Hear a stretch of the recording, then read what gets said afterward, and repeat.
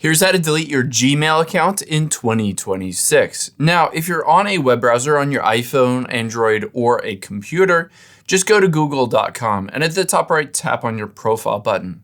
You want to make sure you're logged into the correct Gmail account. Of course, we don't want to delete the wrong one. If you're on the wrong one, just tap Show More Accounts and select the correct Gmail. After we've done that, it's straightforward to be able to delete the Gmail, but let's back up everything first. So tap on Manage Your Google Account, and then midway down, Data and Privacy.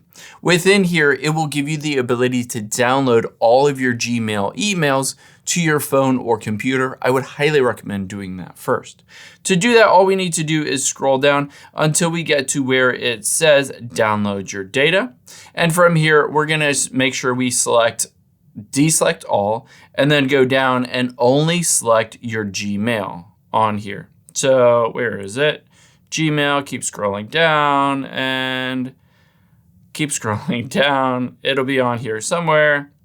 I must have missed it. Anyway, select your Gmail and then go through the process of downloading all of your Gmail emails on here.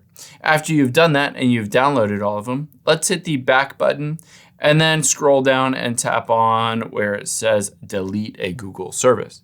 Now, of course, you can delete your entire Google account, but if you just wanted to delete Gmail, you can see on here, I can keep everything else, but just tap on the trash can icon next to Gmail. It'll just say enter your email address and send a verification code to an alternate email, and then it'll go through the process of deleting just that Gmail account in 2026.